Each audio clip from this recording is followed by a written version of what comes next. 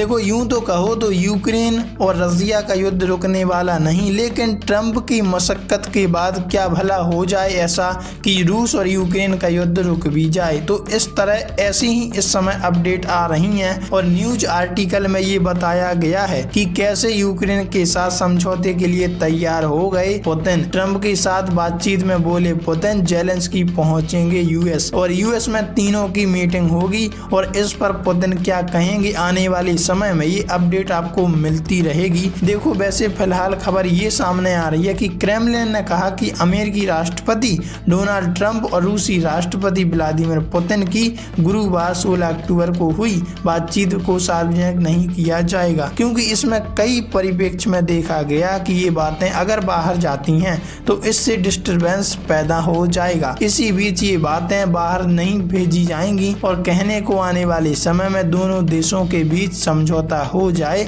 और cease fire हो भी सकता है।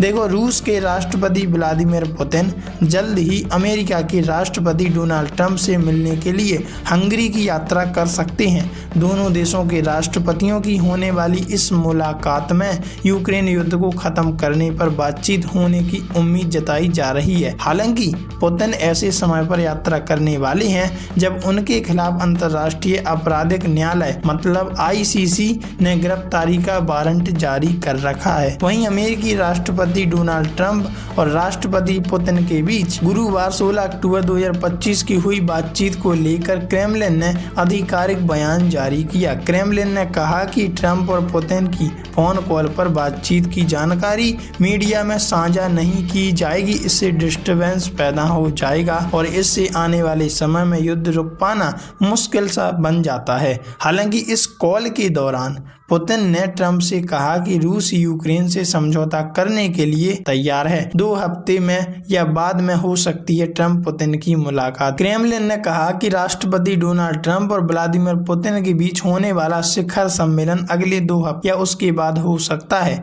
रूस की ओर से एक बयान उस वक्त आया जब अमेरिकी राष्ट्रपति ट्रंप की यूक्रेन के राष्ट्रपति व्लादिमीर जेलेंस्की से व्हाइट हाउस में मुलाकात तय हुई। इस बीच वाशिंगटन कीव और टॉमहॉक क्रूज मिसाइल देने पर भी विचार कर रहा है। सर्गेई लावरोव और मार्को रूबियो को करनी होगी बातचीत। क्रेमलिन के प्रवक्ता दिमित्री पेस्कोव ने कहा कि रूसी विदेश मंत्री सर्गेई लावरोव और अमेरिकी विदेश मंत्री मार्को रूबियो ने पहले बातचीत कर बैठक की रूपरेखा तय करनी होगी। बहुत सारे मुद्दे हैं जिन पर बात करनी होगी, तभी ये युद्ध विराम हो पाएगा। वार्ता के लिए टीमों का गठन करना होगा और कई चरणों में काम आगे बढ़ेगा, लेकिन सबसे महत्वपूर्ण बात यह है कि दोनों राष्ट्रपतियों की इच्छा इस शिखर सम्मेलन को आगे बढ़ाने की है। यह शिखर सम्मेलन अगले 2 हफ्ते में उसके थोड़ी देर बाद हो सकता है। यह एक आम समझ है कि किसी भी चीज को टालना नहीं चाहिए और अगर ऐसा होता है तो आने वाले समय में ये बैठक तय होगी और सीज फायर की संभावना